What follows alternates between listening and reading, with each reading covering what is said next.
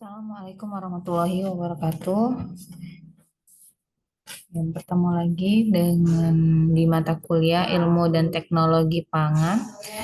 Untuk pembahasan hari ini, yaitu kita membahas mengenai ruang lingkup ilmu ekonomi.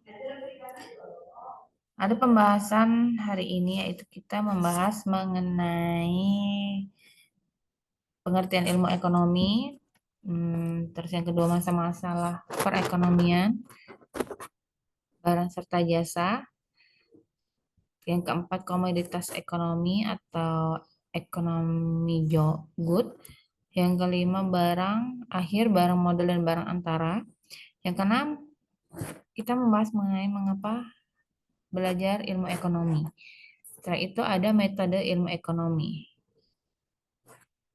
Itulah tadi poin-poin yang akan kita bahas pada hari ini. Kita langsung saja untuk materi yang pertama itu mengenai pengertian ilmu ekonomi.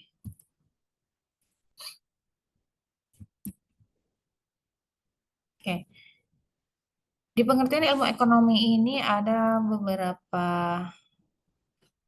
sumber ya. Ada beberapa pendapat. Yang pertama adalah dari Bapak Sadono ya, yang menyatakan bahwa ilmu ekonomi yaitu menganalisa biaya dan keuntungan dan memperbaiki corak penggunaan sumber daya. Yang kedua adalah dari Prof.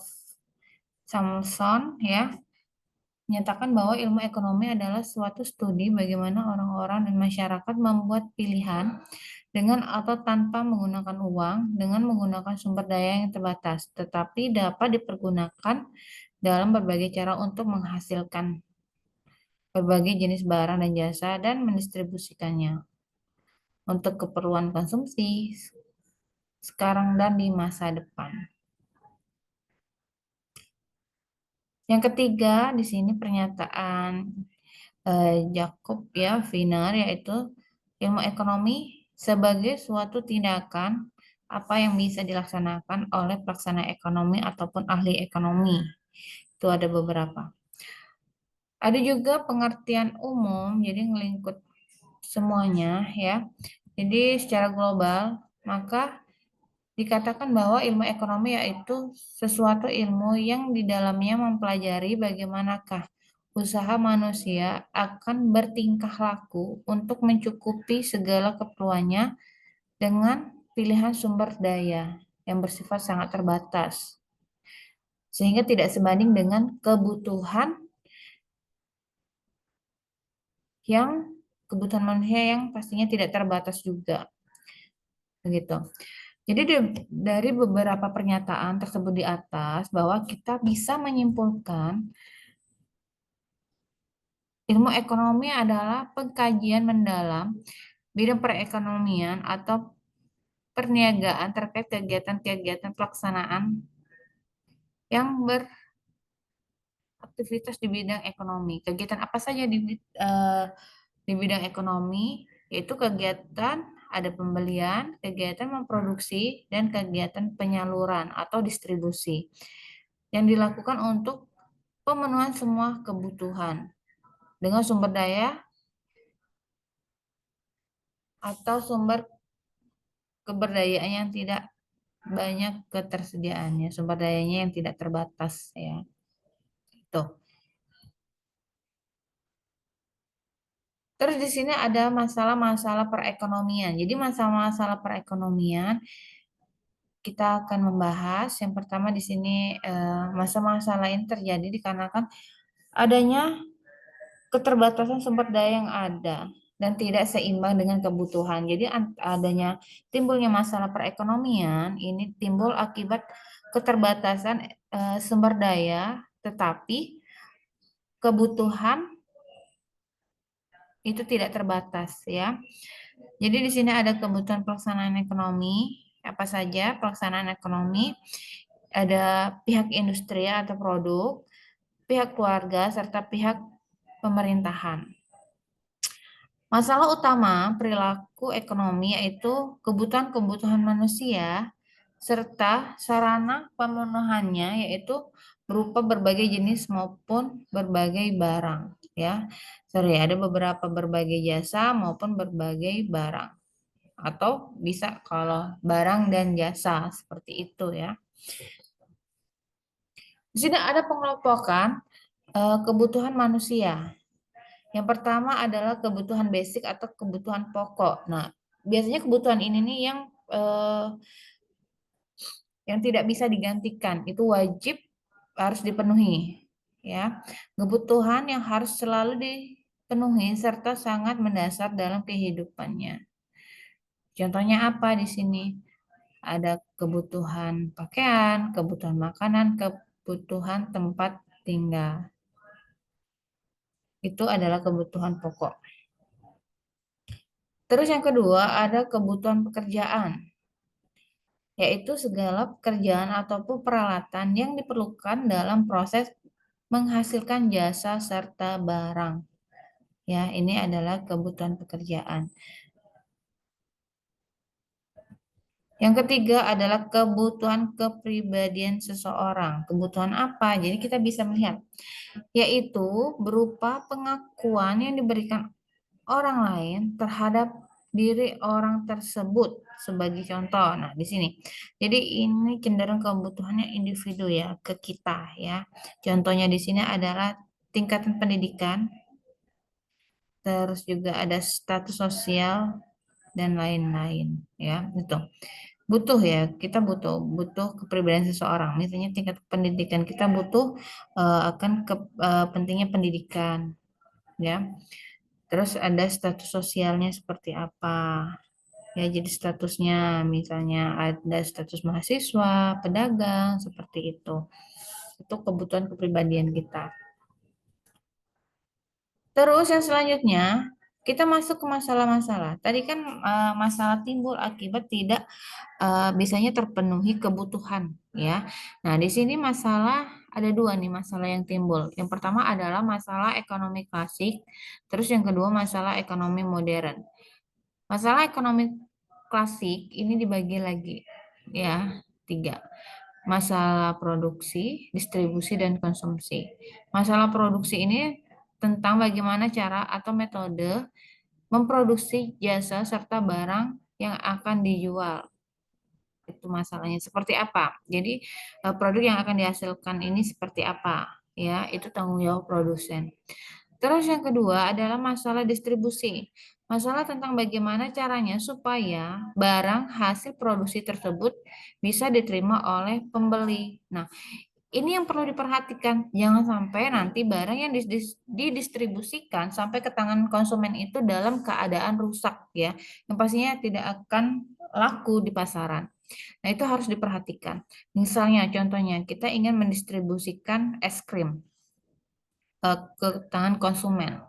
Pastinya pada saat produksi itu kondisi es krim kan beku ya. Jadi kita bagaimana caranya sampai ke tangan konsumen itu masih dalam keadaan beku.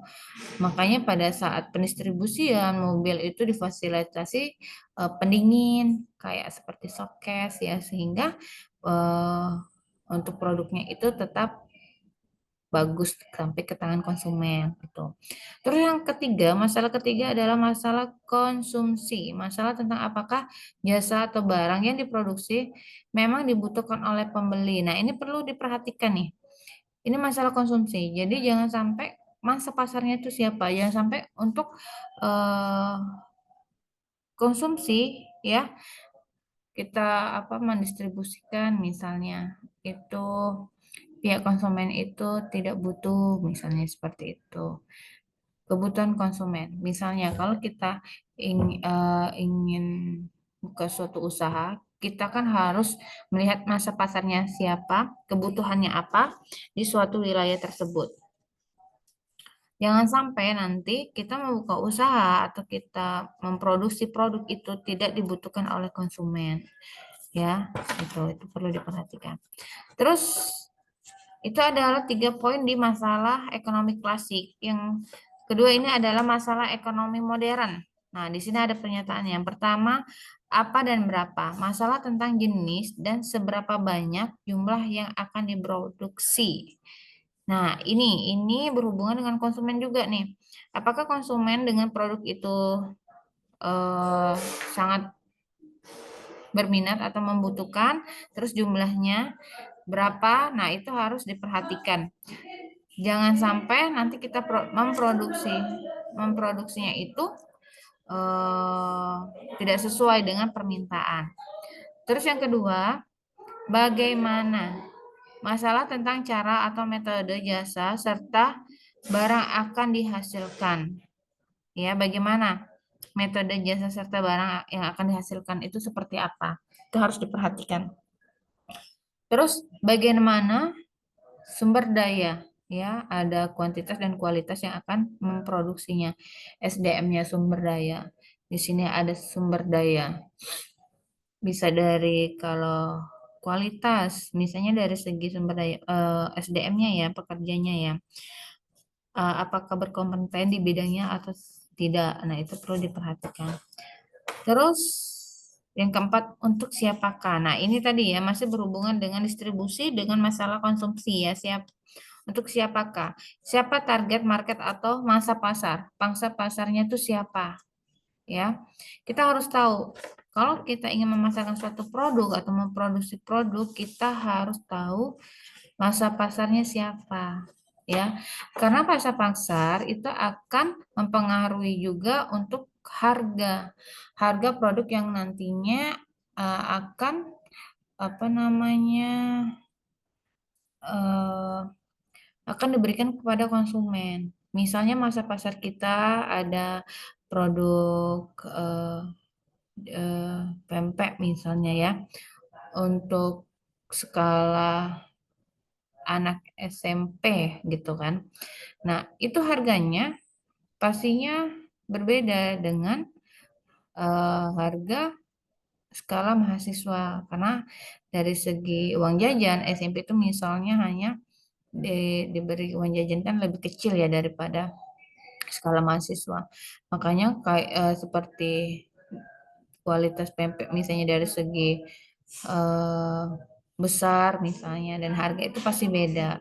Karena kalau misalnya kita pemasarannya di lingkungan sekolah anak SMP, kalau dimahalin dengan skala anak mahasiswa kan beda ya gitu. Karena dari segi uang jajan juga sudah berbeda. Tuh. Selanjutnya yang ketiga adalah barang serta jasa. Kita bahas dulu. Barang itu apa? Barang adalah hasil produksi yang fisiknya atau wujudnya bisa dilihat. Barang, konkret, nyata. Sedangkan jasa, dia tidak terlihat atau abstrak, tetapi ada outputnya, ada hasil yang diberikan. Ya, kalau di sini contohnya seorang guru, jasa guru, ya pastinya dengan jasa ilmu-ilmunya yang diberikan, outputnya apa? Kalian misalnya bisa baca, bisa nulis, gitu kan sudah ada outputnya. Ada dosen, ada dokter, ya, pengacara, atau di sini bengkel. Misalnya jasanya apa? Kalau bengkel, oh dia bisa eh, memasang atau menampal ban ya, menampal ban yang pecah misalnya seperti itu. Terus diperbaiki outputnya apa? Ban motornya jadi bagus. Nah, itu dari jasa. Jadi kita kalau mau buka usaha juga bukan hanya produk tapi jasa, ya. Jadi apa keahlian kita seperti itu? Itu jadi bisa jadi ladang usaha. Jadi nggak harus misalnya harus bingung, pusing-pusing mau produk apa nih yang mau diproduksi. Tidak ya. Dari jasa, dari keahlian kalian juga bisa ya menghasilkan uang gitu. Terus untuk mengatasi keterbatasan sumber daya yang tersedia, maka produsen atau pengusaha dalam melakukan kegiatan ekonomi harus memperhatikan skala prioritas, yaitu apa skala prioritas? Yaitu di sini pemilihan barang dan jasa sesuai dengan kebutuhan. Nih, sekali lagi harus tahu skala prioritas. Jadi butuhnya apa prioritasnya yang paling butuh tadi kan yang memang sangat dibutuhkan ya gitu. Yang keempat ada ekonomi good atau good ekonomi, terus komoditas ekonomi. Kita bahas satu-satu. Komoditas ekonomi itu apa sih?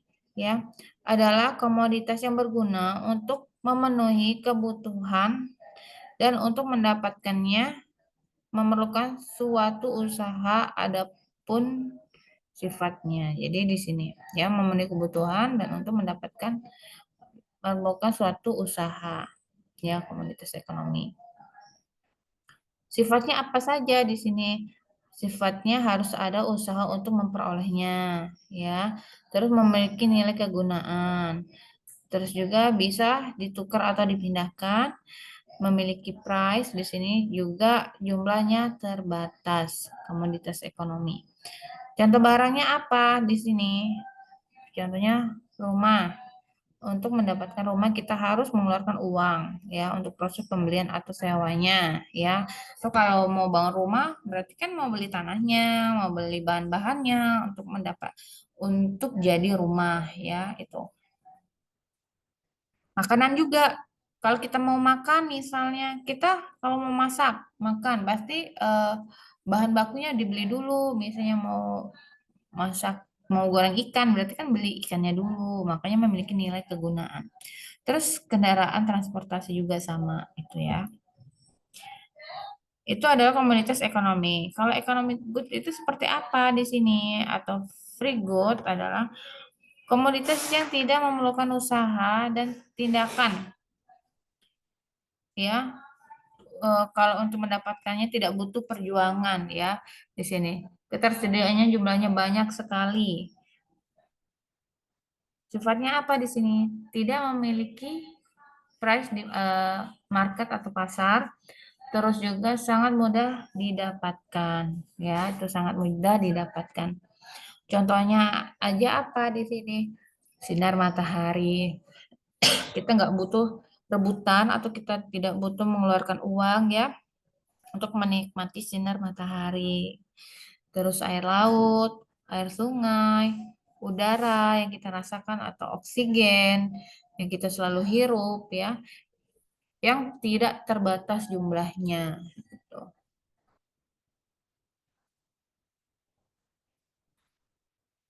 Terus yang kelima ada barang akhir, barang modal dan barang antara. Barang akhir itu apa sih di sini? Barang akhir itu komoditas hasil produksi kegiatan ekonomi yang dapat memuaskan kebutuhan manusia, ya. Barang air ini terdiri dari dua macam. Ada yang barangnya tahan lama, ada yang tidak tahan lama. Kalau yang tahan lama, misalnya kursi, lemari, terus buku, itu yang tahan lama. Kalau yang tidak tahan lama, misalnya makanan, sayuran, minuman, nah itu barang akhir ya. Terus selanjutnya ada komoditas atau barang modal. Adalah sebagian hasil produksi yang penggunaannya untuk menghasilkan barang-barang lain sebagai salah satu sumber daya. Contohnya barang modal ini apa? Misalnya mesin pemotong, mesin penggiling, mesin bor, ya itu barang modal. Misal kita contohnya mesin penggiling, kita ingin membuka usaha parut kelapa ya, gilingan parut kelapa itu kan kita harus memiliki modal dulu. Apa modalnya? Yaitu mesin parut kelapa seperti itu. Terus selanjutnya ada barang antara. Barang yang belum dapat langsung dikonsumsi digunakan harus memerlukan proses lagi sebelum dapat digunakan. Ini contohnya misalnya besi, baja, semen, ya. Itu harus ada pengolahannya baru kita apa namanya baru kita bisa menikmatinya. Atau kalau pada bahan makanan misalnya tepung terigu, ya harus diolah dulu ya. Gandum, tepung terigu harus kita olah dulu. Misalnya menjadi bolu, baru kita bisa menikmatinya. Atau pisang goreng gitu kan, pisang ya. Itu harus digoreng dulu atau dikukus untuk menikmatinya. Yang keenam, sudah ada pernyataan-pernyataan tadi mengenai pengertian masalah, barang serta jasa, komoditas, barang akhir, barang modal dan barang antara, baru kita memahami mengapa perlunya ilmu ekonomi, ya. Jadi ada beberapa manfaat ilmu ekonomi, yaitu yang pertama membantu dalam pengambilan keputusan, ya, sehingga kegiatan yang dilakukan efektif dan efisien. Terus yang kedua yang B, dengan ilmu ekonomi kita dapat memahami kegiatan-kegiatan ekonomi. Jadi kita tahu nih rujukannya. Jadi kegiatan ekonomi itu apa saja sih? Nah, seperti itu. Terus yang C, dengan ilmu ekonomi kita dapat memahami masalah internasional. Ya, ada kegiatan perekonomian ekspor impor, ya, kita tahu, kita paham. Terus nilai kursnya itu berapa, misalnya berhubungan dengan ekonomi kita. Terus yang D, membantu menjadi pelaku ekonomi atau pemilih yang kompeten. Jadi pelaku ekonomi yang benar-benar kompeten. Ya, misalnya ingin jadi produsennya juga tuh harus yang tahu. Terus tadi untuk misalnya pedagang, ya, harus tahu juga, harus tahu. Jadi semua kegiatan ekonomi.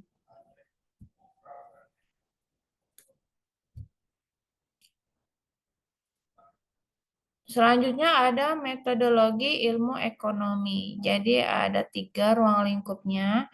Yang pertama ekonomi deskriptif, yang kedua ekonomi terapan, yang ketiga atau C teori ekonomi.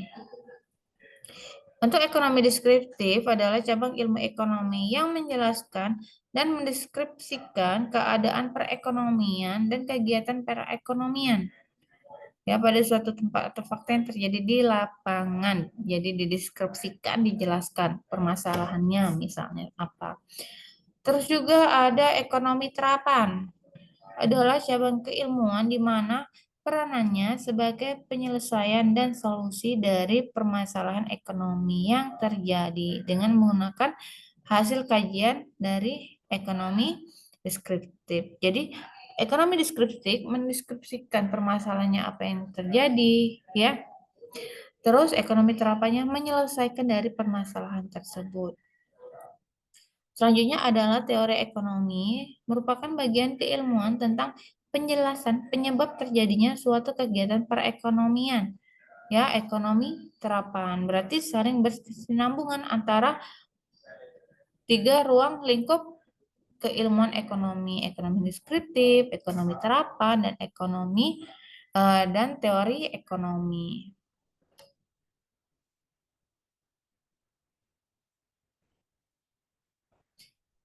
Yang kedelapan ada ruang lingkup ekonomi, keilmuan perekonomian di mana analisanya pada kelompok kecil, khusus pada analisa masing-masing di rumah tangga pelaku ekonomi.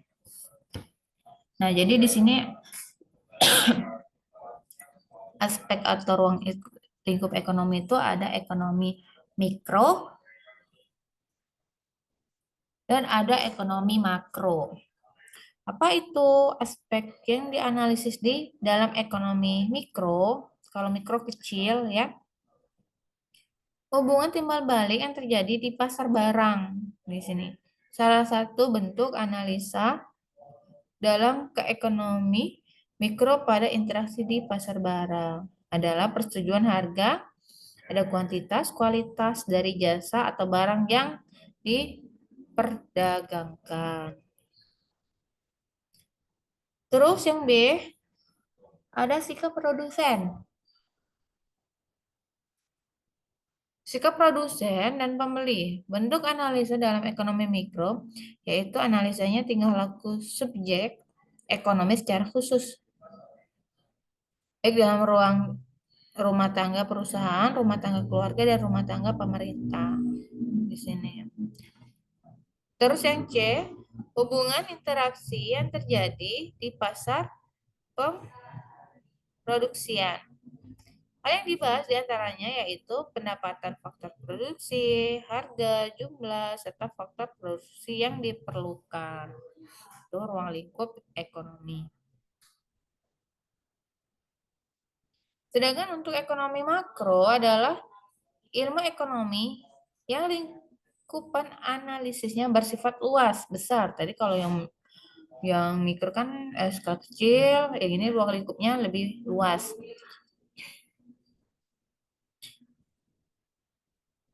Dan menyeluruh mengenai kegiatan ekonomi. Di sini ya, di ekonomi makro ada aspek yang dianalisis dalam teori ekonomi makro.